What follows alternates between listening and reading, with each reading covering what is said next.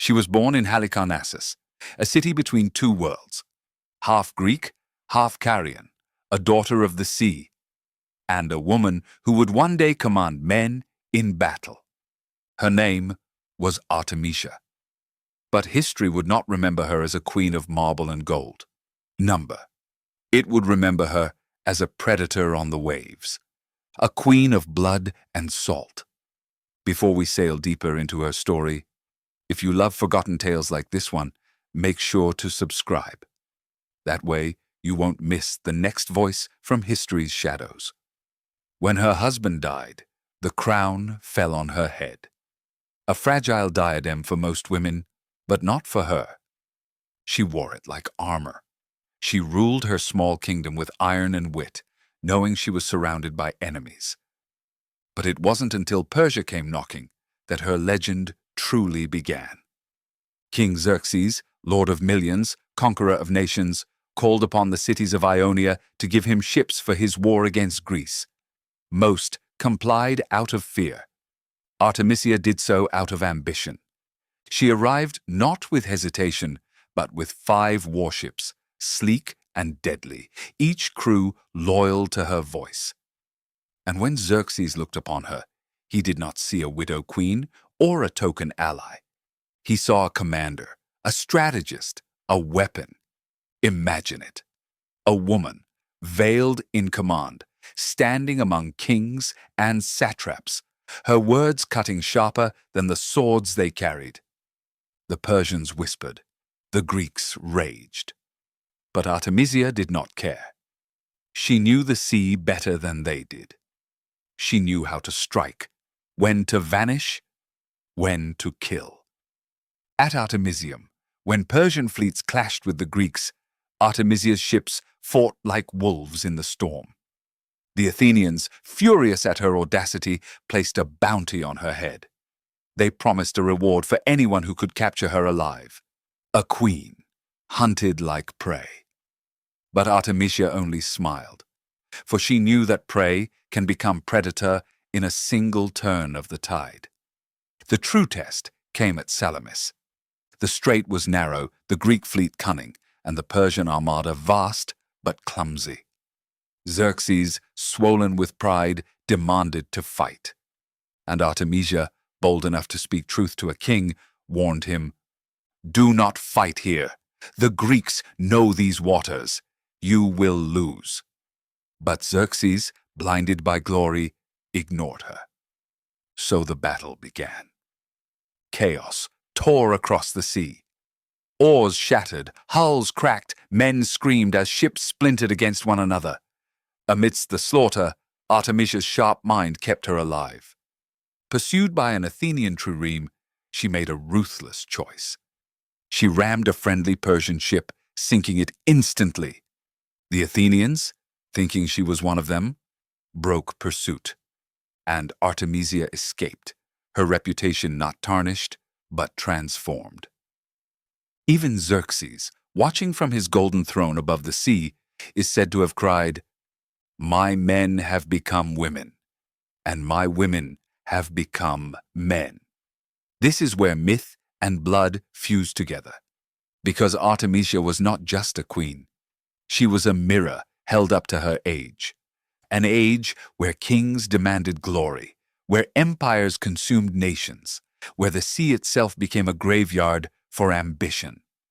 She thrived, not in spite of cruelty, but because she understood it. She knew that power was not given. It was taken, and sometimes it had to be stolen in the most merciless way. Her story, half truth, half legend, spreads across centuries. The Greeks cursed her as a monster, a traitor, a woman who betrayed her own people. The Persians hailed her as the rare jewel in Xerxes' crown. But perhaps the truth lies somewhere in between. Artemisia was not simply a servant of Persia. She was not merely a vassal queen. She was a survivor, a predator, a woman who carved her name in the salt of the Aegean, who proved that fear and respect are 2 sides of the same coin. And though the waves swallowed the fleets she once commanded, her shadow lingers. Every time the sea rages against the shore, every time a queen dares to hold power in a world built for men, the echo of Artemisia rises again. Not the widow, not the ally, but the queen of blood and salt. They say Salamis was her greatest moment. But what happens to a predator when the sea turns silent? When the storm has passed and all that remains is wreckage, memory, and blood in the water. For Artemisia, survival was not a single act. It was a curse. After the Persian defeat, the Greeks celebrated as if the gods themselves had returned victory to them. The Persians licked their wounds. Xerxes, broken but alive, withdrew to his empire. And Artemisia? She was no longer a commander at sea. She was something more dangerous. She was a voice in the shadows of kings. Xerxes trusted her when he trusted almost no one. Her words, sharp and merciless, became counsel in his darkest hour. When he hesitated whether to remain in Greece or retreat, she told him what no sycophant dared to say. Leave. Save yourself. Let others fight your wars.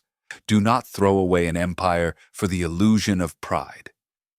It was advice born of realism, not loyalty. She had seen the truth of war. She had seen empires sink beneath the waves. She knew when ambition becomes suicide. And Xerxes, shaken, obeyed. But such wisdom comes at a cost. The Greeks cursed her name louder than ever. To them, she was a traitor, not just to Greece, but to womanhood itself.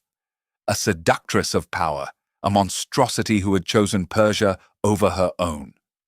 They whispered tales in the shadows, of rivals who vanished, of passions that turned to tragedy, of a queen whose story ended beneath the waves. Lies. Perhaps, but lies often outlive truth. And so Artemisia became two women at once. In Persia, the steel-hearted queen who had seen through the illusions of men. In Greece, the witch of the Aegean, a warning whispered through generations. But imagine her final years. A queen stripped of her fleet, her seas silent, her enemies victorious. Did she pace the halls of Halicarnassus, haunted by the roar of battles she could no longer fight? Did she gaze out from her palace, staring at the same waters where she once turned hunters into prey? History does not tell us. It leaves us with fragments, bones of a story gnawed by centuries. But in those fragments, a shadow lingers. Because Artemisia was not just a queen or a commander. She was a lesson carved in salt and blood. A lesson about survival in a world built for men. She taught us that cunning can outweigh loyalty, that cruelty can be a weapon sharper than iron, and that sometimes, to live, one must become the very monster the world fears. And maybe that is why she unsettles us still, because she reminds us that power has no gender, that history's monsters are sometimes simply those who dared to play the game better than their enemies. The Greeks wanted her memory cursed. The Persians wanted her remembered as their jewel. But Artemisia wanted only one thing: to endure. And she did. For thousands of years, her name has survived, when greater kings and empires have crumbled to dust, not as a saint, not as a villain, but as something in between, something untamed, something the sea itself could not swallow. So when you hear the whisper of waves in the night, when you hear the crash of water against stone, remember her. Remember the queen who chose blood over peace, salt over surrender, and silence over defeat. Artemisia, the woman who became a storm. And if you want more forgotten stories of power, betrayal, and survival, don't let this be the last one you hear. Subscribe and let history's shadows speak again.